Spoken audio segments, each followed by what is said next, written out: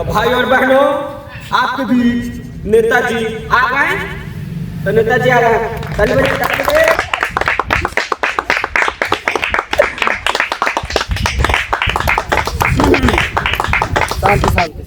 कहा नेताजी आज बनी झाड़ के तनी बोली फाड़ के।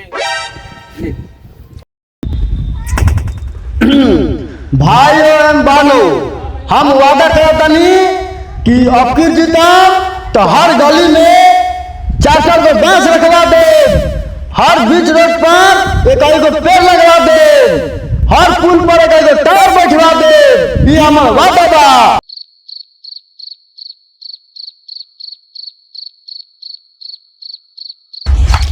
नेताजी एक रसियनो बंटवा दी। ठीक बा, वादा करतनी ये बता जाई।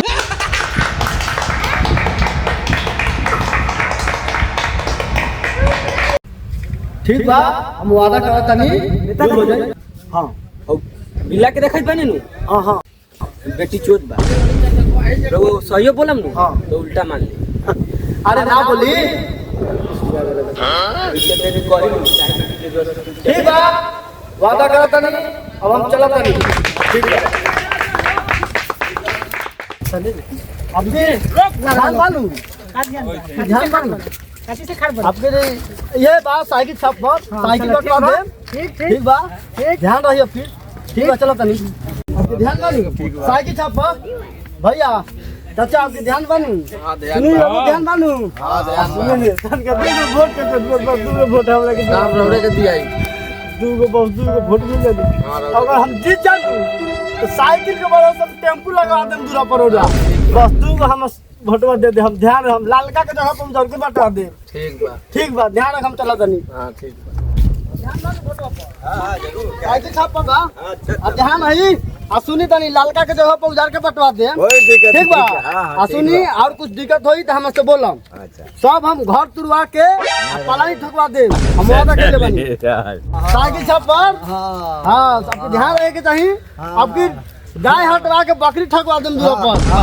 ठीक बा हां ठीक बा बैल के जगह पर ट्रैक्टर मंगवा दे। ठीक बा चाचा तनी चलो।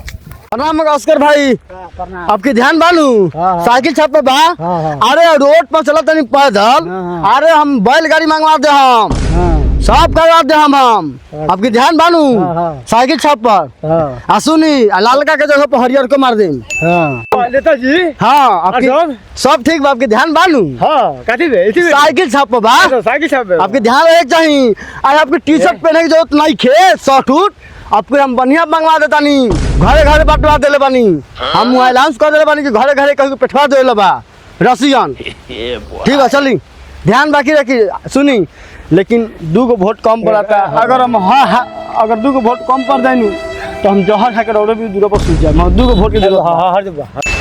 प्रणाम प्रणाम प्रणाम। साइकिल छाप पर ध्यान बनो आपकी। आपकी ध्यान रहे के चाहिए। ठीक है आपकी सुनी का स्क्रीन बेचता नहीं रोड़ा घरे खुद फैक्ट्री लगा दे। हम रोड़ा बेचे के पड़ी है नहीं मालिक लेखा बैठे रह।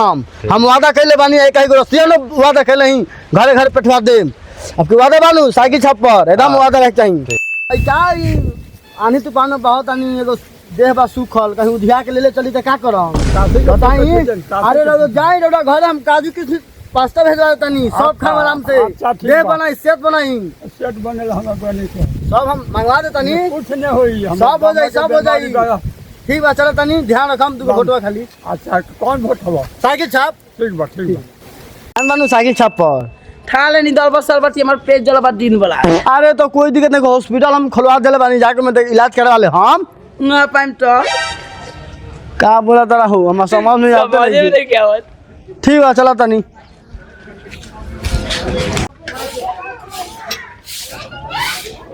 बड़ा गर्दा पड़ता काहे भौजी बड़ा गर्दा पड़ता काहे इतना गर्दा पड़ावत आपके ध्यान बानू भौजी वह साइकिल छाप पर आई का साड़ी पहनता नहीं से बढ़िया बढ़िया साड़ी आन दे बनारसी साड़ी आन दे।